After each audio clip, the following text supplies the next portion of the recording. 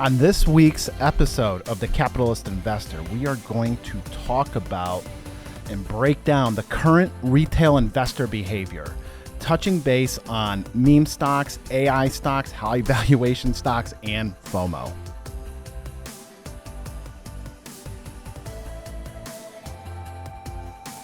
In today's episode, man, we are going to talk about what is happening with the retail investor today. People that are investing their own money into this market. And one of the first things coming up right now is GameStop AMC is back on the radar. Roaring Kitty back. Oh, Jesus. All right, man. I'm gonna keep this short and sweet. All right. The problem with this going anywhere, in my opinion, I'm probably gonna be so wrong, but the reason those meme stocks took off is because it was during COVID when everyone had helicopter money. There was $2 trillion sitting in checking accounts and savings accounts. People didn't know what to do with their money because they couldn't leave their house, so they invested in shitty stocks. I'll just call it what it is. And here's the rub today. That money's gone. Mm-hmm. There is no more. Everyone's bank accounts, all that COVID money is spent. It's gone. It's depleted. And that is why I will stand and say, resurge. It's not going to be like it was before. Could there be a pop here, 20%? I don't know what's going to happen. I'm just going to look the other way and hold my nose. But that's my take on this. Yeah, absolutely. You know, I think that 2021, 2022 first half time period, we'll never see any. Well, I'll never say never, but you know, as far as the market conditions and everything like that, there's just so much money on the sidelines and just so little to do. Yeah, just so little to do. And I mean, people are buying JPEGs. Yep. Not to name names. Here on this set. I still got some of those. Maybe because you can't get rid of them. We should one week we should pull up our OpenSea account or whatever and go through what's in there. You remember those rocks? Oh yeah. It was just a picture of a rock, and they were going for like $1 million. I know, dude. That's just crazy. Wonder what happened to those. I haven't even looked. I think there's still a market for them, but it's probably a quarter of the price. Yep. Is what I would imagine, or maybe even less, 10% of the price. But anyway, we also still have AI chip mania, right? NVIDIA, people can't get enough. The problem with, and there's no problem with this because it could be and should be the future, but new investors sometimes are just going to flood into these without even looking at everything else. You know, and they talk about the Mag 7. Well, guess what? There's 493 other stocks that make up the index, believe it or not, right? And it's not just about the Mag 7, which are all the, large cap mega tech.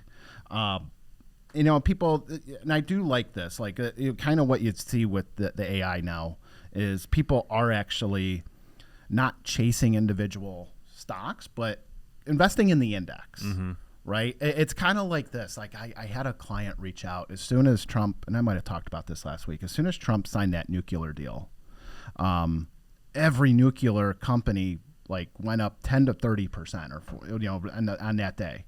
And I had a client reach out. He's like, hey, I want to invest in these stocks. I'm like, well, you missed it. and the reason it's up 40% is because everyone else did too. We were involved through Cameco. It's a stock that we've held for quite a long time, and they're a uranium miner. It's a derivative play. They're not a nuclear like facility. They just mine the fuel for the reactors, right? And then we also had the uranium ETF.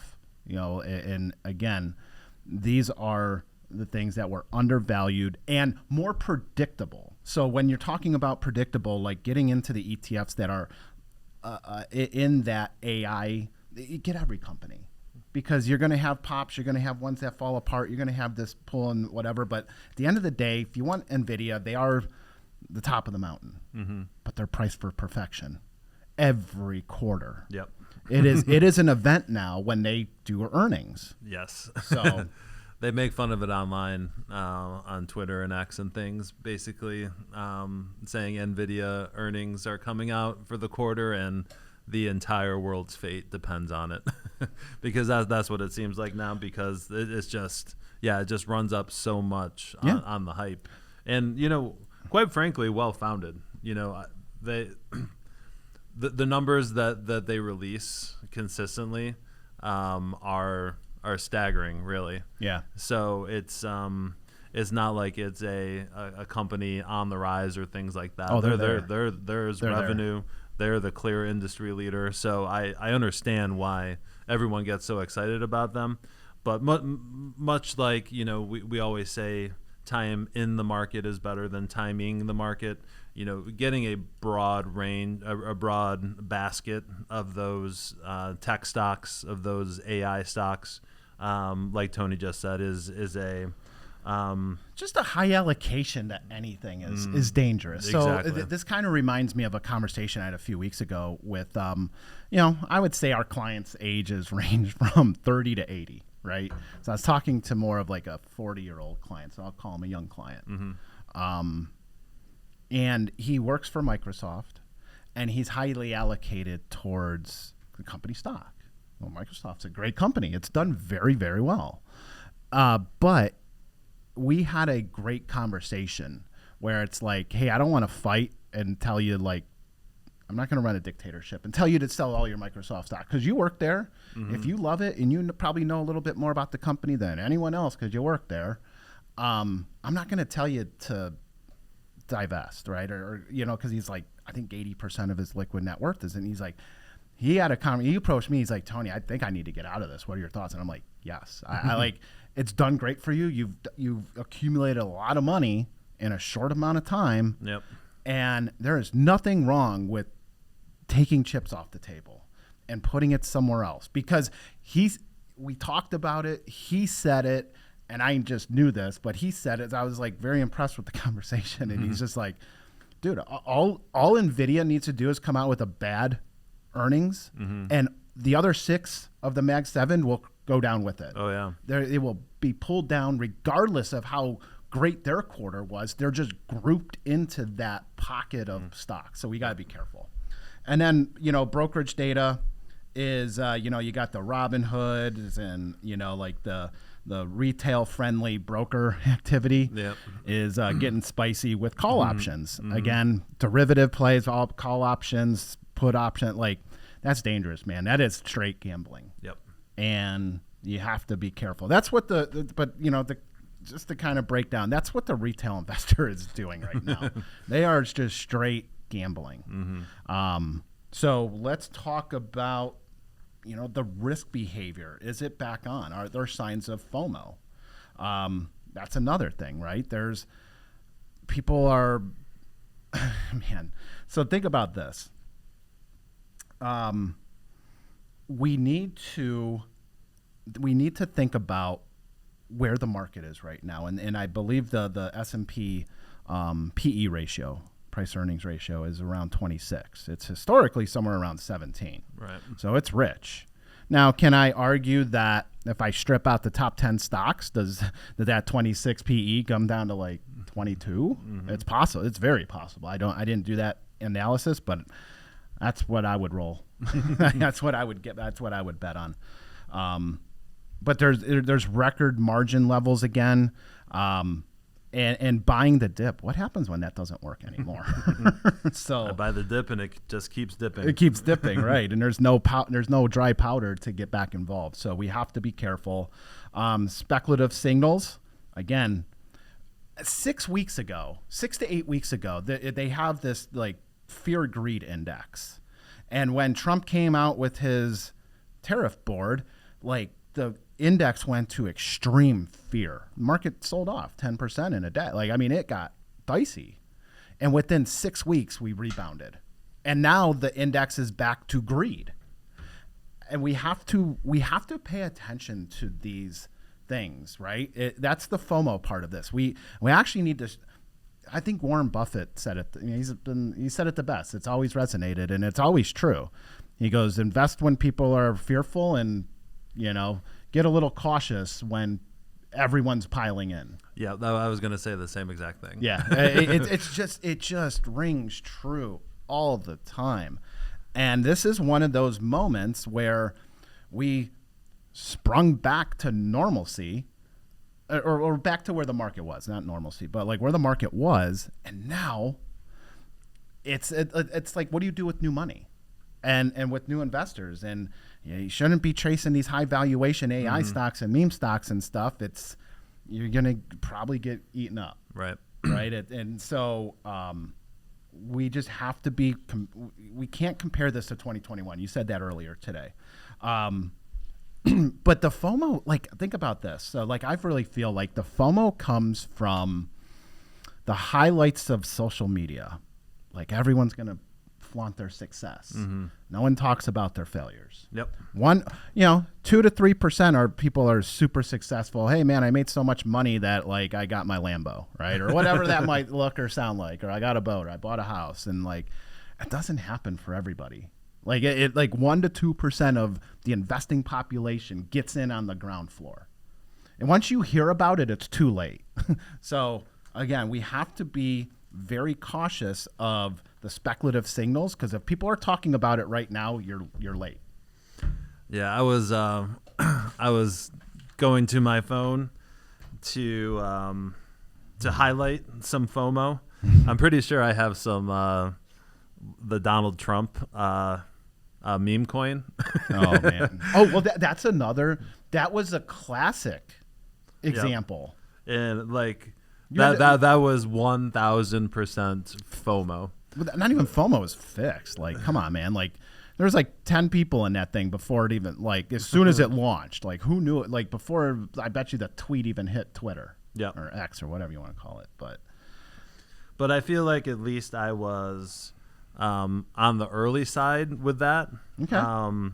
It was like after the first day. And then I bought it, and it definitely more than doubled the next day. Did you sell it? I did not. Oh, man. That's What's where it the today? diamond hands come in. That's where the diamond hands come in. They're not real diamonds, though, because they're not worth anything. What are you at? Where are you at? Oh, my gosh. It's really not too bad. No? You still I'm trying to think of when you bought in? What my exact... All right, while you're looking that up, so could we argue that we're at a market top again? And it's once the retail investor gets overly involved, that is a sign of a top. Yep. Right.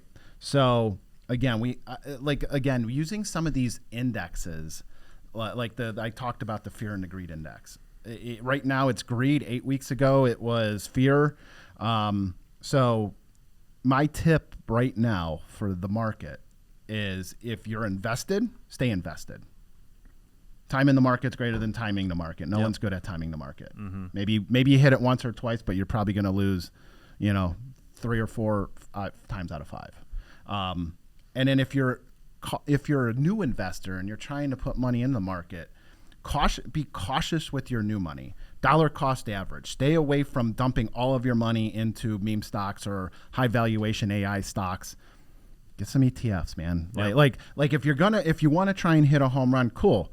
Allocate 20% of your money towards that stuff, because it's expensive, it's rich, and then take the other and do something a little bit more, maybe mutual fund or ETF heavy right now, or dividend paying stocks. There's nothing wrong with that, right? Like get some companies, start trying to identify companies that are behind the curve. Yep. Because one of two things are going to happen. They're going to catch up to the top, or the top's going to come back down, and perfect buying opportunity in both cases. Yeah. What like if you ever get into an argument with someone, they say, a helpful exercise is to put yourself in their shoes and try to think about it from their angle. Yep. What I like to do on the investing side is, go back in time. Think about how you were feeling in the summer of 2022, right, when the market was down 20%. Think about before the election, right? Very, very high tensions. Market was off again.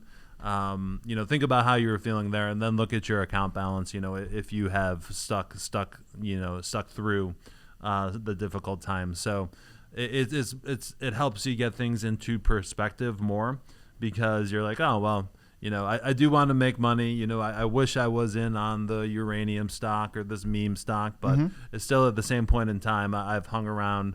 I've stayed true to my allocation. I've made all this money back. Do I really need to be going chasing, these other things? Yep. And what Tony just said is the best advice, you could get on this thing, on investing. There's a difference between investing and gambling. So if you want to take risks out there, allocate a proper portion of your portfolio towards that. Because it can be fun, right? You can hit on those meme stocks. You can hit on the small cap stock. You got to be willing to sell, though. Yeah. If you hit, it's okay to take profits, I do remember. man. So I do remember I did take off half of the Trump coin after the first day. There you go. That's what I like to hear. Yep, I did do that. So I think I'm basically even on that. But that's another tip that I've thrown out there. When you do hit it big, you can recover your initial purchase price. Take it off the table, and then let the rest ride. You can let it ride forever if you wanted to. Yeah, that's where the diamond hands come in. So. Have a strategy, before going in. That's right. That's one thing I like to do as well. That's the other thing. Like, have a strategy, right?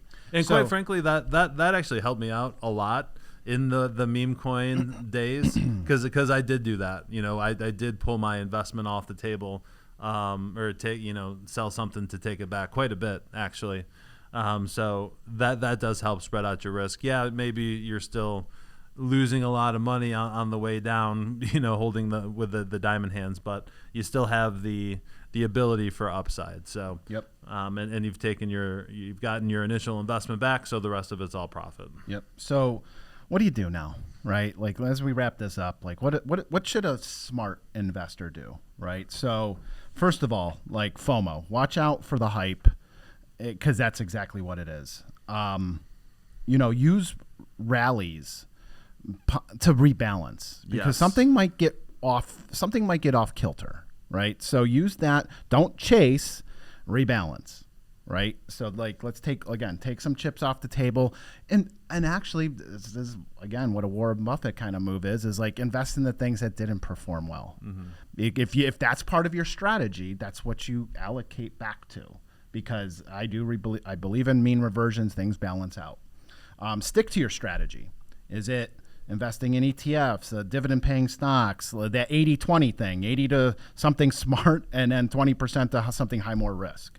Dollar cost average your new money. Doing huge lump sums, that could be very difficult, right? It could backfire on you. So dollar cost average, whether that's you invest weekly, monthly, quarterly, whatever it may be, but with new money, is just kind of dropping it in on a systematic basis. I talked about, that 20%, watch your money towards home run stocks. And then just always remember, timing the market is typically a loser's game. So time in the market is greater than timing the market historically. Yep. And to be honest with you, I think one of the things that has changed the most since the start of our careers to now, timing the market now is essentially a lucky guess. There is just so much news that comes just out of the blue seemingly every single day that it is impossible to know about all those different things. So it has become more of a function of luck more than anything if you're trying to time the market in short trade windows, especially when things bubble up or bubble down. It seems the reaction to things is 5 times more great than it used to be, on the upside and the downside. So, on the upside, you can see the days where nothing's really happening, but the market keeps bubbling up and bubbling up. Those are the people that kind of missed out but are still trying to get in. You see those last for a couple weeks, and then new news comes out and all that goes away. So what Tony said there about using those rallies, both up and down, as times to rebalance is just such good advice, because that is going to get you back into your allocation window where you feel comfortable, and not chasing gains or chasing protection against losses. Yep. So all right. Well, thanks for listening, everyone. If you guys have any questions or comments, show ideas, hit us up at info@swpconnect.com, and we'll talk to you next week. The opinions expressed in the podcast are for general informational purposes only and are not intended to provide specific advice or recommendations for any investment, legal, financial, or tax strategy. It is only intended to provide education about the financial industry. Please consult a qualified professional about your individual needs.